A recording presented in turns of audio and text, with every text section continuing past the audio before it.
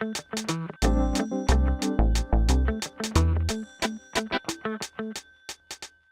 hey, it's Mike from the Campbell River Mirror. We are here with Mike Gall, and you are with Quadra Island Fire Department. And why are we at my house with the Quadra Island Fire Department? Well, what I'd like to explain is that we've got a program called FireSmart, and what it is used for is to try and evaluate homes and properties, primarily in rural settings, to try and make sure that we can mitigate the potential of damage from a wildfire. Now, there's plenty of examples of fires that have hit larger urban centers, so Fort McMurray, Slave Lake, places like that, Kelowna, and people probably don't realize just how much danger their home is, even in an urban center. So what we're going to do today is evaluate this home here, prime example of an urban setting. It's a fairly typical residential home, I'd like to think. Absolutely. I don't have a white picket fence, but... White picket fences might contribute to the problem. You never know. Yeah, I win. So what we'll do is we'll do a bit of a walk around. We'll do a 360 around your property and find all the hot spots. That would be something that you could potentially change to help protect this home a little bit better, and maybe provide you with some insight of what the real dangers are and where they're coming from. Okay. I think I know about where a couple of these places might be. Let's go see what's going on. We'll go around. I have a problem with wood collection. I see. Because I've started making things out of wood, and I don't have any more room in my wood storage area, so it tends to collect over here. This is probably a problem. Well, there's no question that this is something you might want to address in the very near future. You know, we're in the warm season right now. It gets a lot drier. Some of the things that I'm spotting right away are the collection of wood that's resident as a fuel load right next door to your structure. Long grasses, which eventually will dry out and provide you with, you know, some real danger areas if they ignite. You see, the biggest problem isn't the actual flames. It's the fact that neighboring forest lands might ignite during the summer period, and the embers from those fires will land and ignite hot spots in and around your house. So you want to be able to take away as much of the fuel load as possibly can. And then these materials in particular, highly flammable, right up against your fence line. Your fence line actually becomes a bit of a fire lane for the flames themselves if they were to ignite, and they'll track right to wherever it attaches to the structure. So you want to keep the debris away from that as much as possible. This material here, which is the blue chip, excellent surface, won't ignite, relatively safe, and so, you know, you want to keep that as exposed as you possibly can. So not covered by a decomposing pile of bark mulch. Probably not the best choice. All right. So let's deal with that eventually. I got some sawdust over here. Sawdust is very flammable. Yeah. See, I got some problems. Okay. Right? And yeah. Is this an issue at all, or? Well, you don't have a gas-powered lawnmower, but many people inside. I do that. The back one is.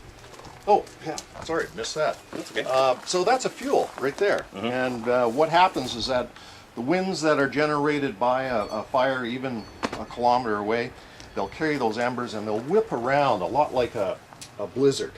Okay, and so these burning embers get collecting in places such as this because there's no doors. It's not sealed off. And anything that's in there that's potentially flammable, the tires, the gas, the plastics on the mower, you've got paper in there, you've got all kinds of really interesting things that are highly ignitable. So something you want to deal with, and the easiest way to deal with it is get the doors back on. The door's broke. Oh, well, a little bit of repair work then. All right, I'll work on it. How about this could be a problem here. I made this 2 years ago, and it never did get stained or sealed or anything, so it's probably like matchstick. Well, okay, so a couple things about this. If you look at it, your creativity is awesome, but what you'll notice is that it's on a lot of fuel load. This will burn up, but it'll burn up very quickly.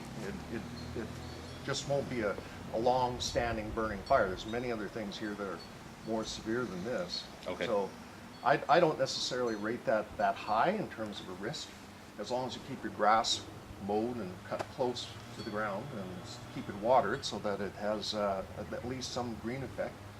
it's probably not going to light up too badly. Nice. There's no place for it to collect, you know what I mean? Right.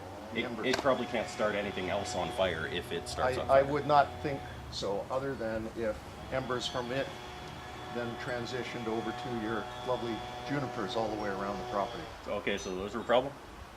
Yeah, they're Okay. kind of like V2 rockets. They were like, what now? The flames that they collect embers quite nicely. They dry out significantly. They have high levels of resins in them, and they go up. The flames will be 50, 60 feet tall. And in the perimeter of your property, that is a leading straight to your deck.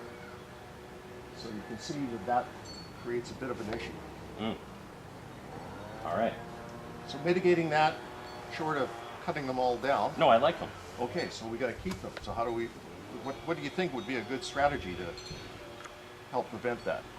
I don't know. Maybe lose like the last 3 or 4. I would definitely try to move it back away from the deck material, and then consider some sort of a sprinkling system that you could initiate quickly to help keep that area moist. What we really want to do is try and put some sort of a rooftop sprinkler system on, so the burning embers that come down onto the roof, they will hit a wet surface, Okay. and then they go out, they extinguish.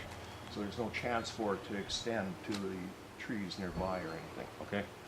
I got a pile of yard waste. Oh, here we go. This looks like maybe a problem. Nice collection. I mean, let's be honest. This is going to be gone like relatively soon. Sure. It's a collection of yard waste, but these are probably something that people should think about. Well, we're trying to get materials that are flammable as much as 10 meters away from a home as part of the process. Okay. That includes the sheds. Like if that shed were further away back in the corner, that would actually be a better position for it. Because they do have a tendency, especially plastic and vinyl sheds, they do have a tendency to ignite and get going. Okay. So yeah, yard waste, low-hanging fruit, cleaning up all the perimeter around, and then keeping anything that's wooden that's right up against the house, as is the case underneath this overhanging deck. All right. Well, let's go have a look. So here's a classic trap for burning embers. This whole area. Just hung a piñata for a birthday party recently. The timbers are great. The flames will not penetrate those timbers very readily. But what's stacked up in the corner, which is again part of the juniper, All right. Come on, Pete's. is you've got a whole pile of combustible, what we call fines, and it's a surface fuel and ignites really easily. And when you think about a blizzard in the wintertime and how the snow It's not good. collects, Apparently, it's not good. that would be a prime spot for embers to collect. Okay. And then once again, they extend directly to the junipers and And then it catches my deck on fire. creates another problem. And then it catches my house on fire. Yeah. Now when we go around the house a little bit further, what we'll see is a lot more of this rock chip on the north side of the house. So that's a good material. Having that type of material around the base of the home is excellent. Now the other thing that we haven't done is we really should have almost started on the roof. I looked at your eaves cross. It's pretty normal. I can't see from here. We'd have to get a ladder. But if you go up into the eaves trough and you just put your hand in there and you pull out the fines that collect, so it's needles that blow from the junipers, from hemlock needles, fir needles, all that kind of stuff. It gets airborne.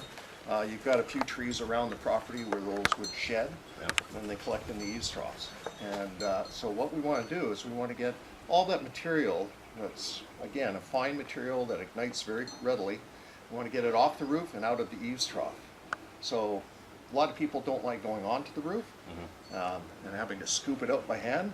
But you wait It's for pretty gross. It is. It's a slimy mess, and it's no fun. But a real quick and easy way to do it is get up there with a leaf blower, get it right down into the gutter, shoot it along. All that stuff will blow right out. Okay. And you can clear it away from the sides of the house, and your eaves troughs are clear. And again, with a rooftop sprinkler system, anything that lands on the roof, goes down into the gutter, would be wetted anyways, right? Yeah. You create that high humidity bubble all the way around the house. I need to put a sprinkler on my roof. It would be something that you'd want to consider in the event that there is a fire event nearby. Are we talking like I just go to Canadian Tire and I get a sprinkler and I just like put it into my roof? You absolutely could do that. I could do that. But more likely what you would do is you would get a couple of 2x4s. If it's a oscillating sprinkler that goes back and forth, you can just mount the legs on that. You could have it sitting on the ridge line of the roof and just sprinkling back and forth. That was one way. That's a very cheap and simple way of doing it. Or you can buy a kit that's manufactured by Wasp Manufacturing, and these are more of a rural type setting where they have a clip mount, gutter clip mount sprinkler head that goes onto the gutters. 2 sprinklers would cover this roof quite effectively, and they go across just like an agricultural chugga kind. Yeah, Okay. exactly. And they'll run off of a domestic water system, no problem at all, because it's low volume, low pressure. So they can cover the whole roof plus a certain amount of the area around, which will also help protect where you've got contact with the trees.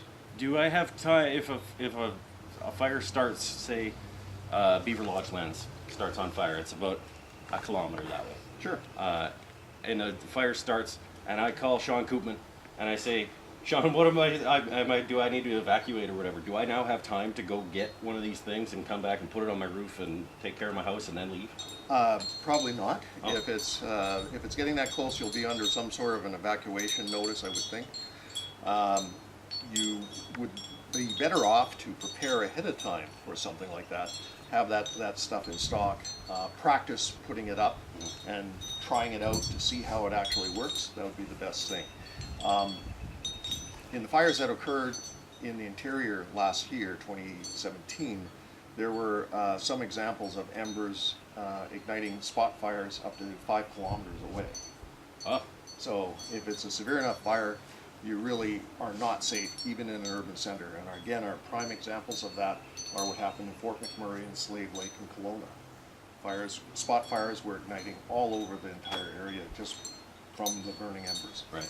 So, what is the first thing that I need to address? First thing I would address on your property is clearing up the long grasses that are in the area, making sure that you're keeping your lawn short, and there's no place that the embers can actually collect in the tall grass once they dry out. Second, I would absolutely take care of the eaves troughs. Okay. Third, a preventative measure, figure out some sort of a sprinkler system that you can quickly deploy. It's an excellent system. There's many examples where homes that were side by side in Fort McMurray that have taken mitigating practices seriously. Some houses burned, those other houses did not. All in the same neighborhood. I would really recommend you reconsider the position of your tool shed and maybe move it a little bit further away from the house. Okay. And make sure there's some doors on it. Put the doors back on. Yeah, okay, I'll get the doors back on. So there's a list. What about the pile of wood that's beside my house? Oh, yeah, absolutely. You gotta make sure that. I was like, oh man, that's so far down the list, I don't have to get to that until like next year. No, that also, that's part of that cleanup where you Okay. get all of the burnable materials, the ignitable materials away from the house. So all of that is included in that. Right. What am I doing well? Like, what's the good of this tour? Well, Nothing. You suck at this. just hold for a second. I gotta think about it. No, don't. We're rolling. We're rolling. I gotta have some positives. No, I mean, I've got good okay, distance so between there are the some houses. positives. And Okay. So when we do an evaluation, a FireSmart evaluation of a home, what we do is we usually start at the roof, and then we work all the way down the structure. So number one, what's really great about the house is that it's got a fairly new roof. The asphalt is in good condition. That'll all by itself stop most of the embers from causing any major issues.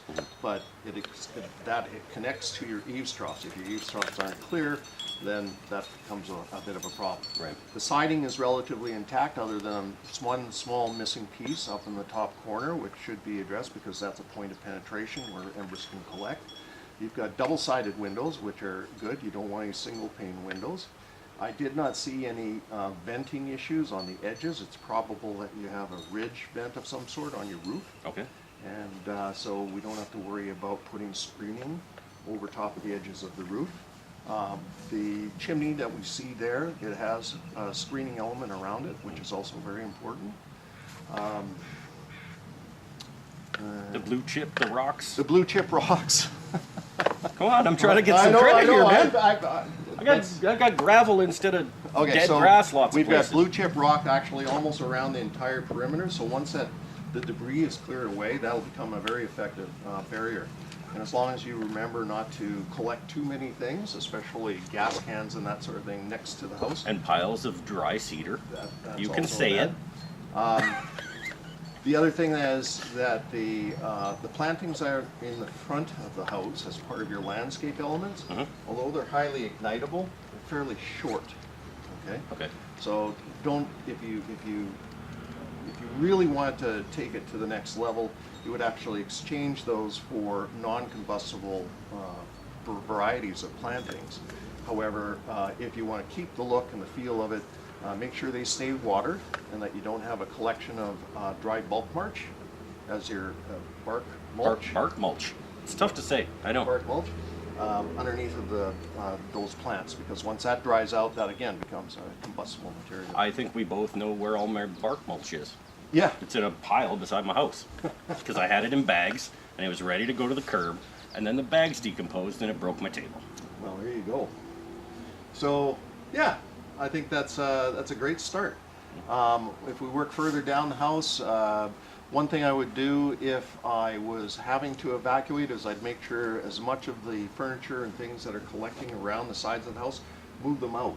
Move this right to the far corner. Move everything away from the house as much as possible. Okay. And again, with that sprinkler system, you'd be in pretty good shape. Nice. I like that. I'd be in pretty good shape. I'm just going to leave that, but that's the only part I'm going to put in. I'm in good shape. No, I think this is good advice. Any problems with the fact that some of these things are climbing away? Well, I mean, you know, I got decimated by the snow the other 2 years ago there. and it wouldn't hurt to cut them back at their base. These plants are highly combustible, and the more that they're connected and interconnected, the more they create a path for any of the possibility of igniting. So when my pile of wood starts on fire beside my house, it's going to rip up my fence line. It's going to catch these trees on fire. It's going to go around. It's going to light up my deck. And then my house is going to burn down. The challenge in an urban center, it might not be your house that's causing the problem. It could be your neighbor's house. Okay. That's the issue with proximity.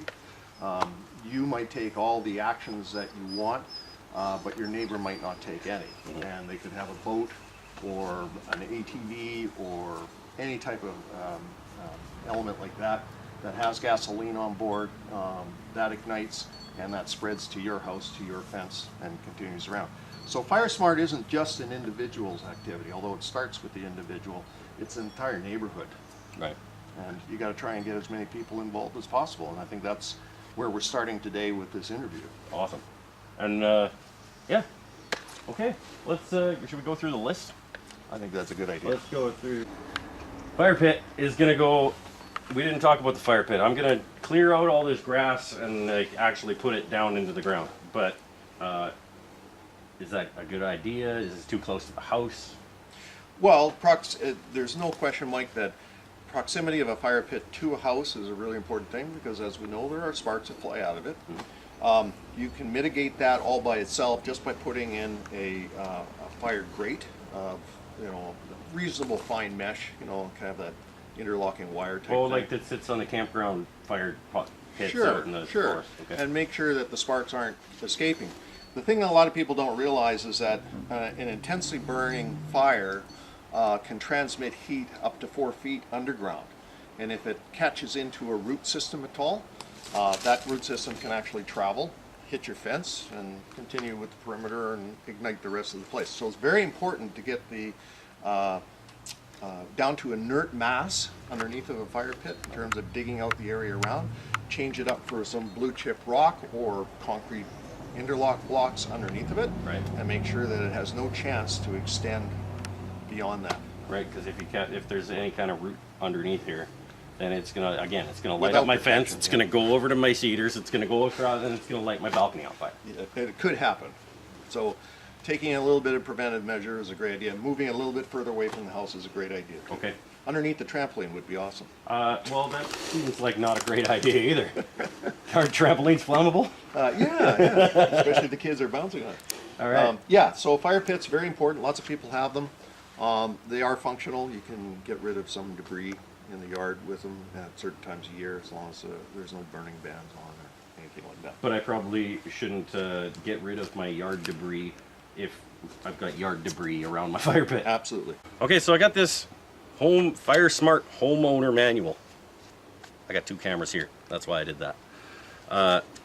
And it's got most of what we talked about in it. Yeah, there is a checklist at the back that you would actually go through to evaluate your home. Low scores are better. It's a lot like golf. Yeah, golf. And these brochures are they are self-explanatory. They go through every detail of evaluating your property, whether it's an urban center or a rural center home. And these are available online through firesmartcanada.ca and at the fire hall, at the Strathcona Regional District, and various other public locations. Pick this up, take a tour of your own home, evaluate it, see where the low-hanging fruit is, and take some action. It's really important that we all start doing this together as a neighborhood. I mean, we didn't do this thing in nitpicky detail, but we're talking like 10 minutes, 15 minutes. It doesn't take long. Yeah. It doesn't take long. And most of the things that you're telling me I need to fix are either cheap or free. Exactly. Yeah. There's not necessarily a lot of expense, a little bit of labor, but it's a labor of love to protect your home, make sure that it doesn't burn to the ground in a major event. And then you get outside and enjoy some sunshine while you're at it. Why not? Can I have some beer? You can have as many beers as you like, Mike, Ha! but you got to share. All right, you come by, you help me clean up my yard. We'll share the beer, and you can go back to Quadra. Excellent. You get somebody to come pick you up. Yeah, that we can do. All right. Thanks, Mike. Thank you, Mike. Appreciate your time. Take care. All right.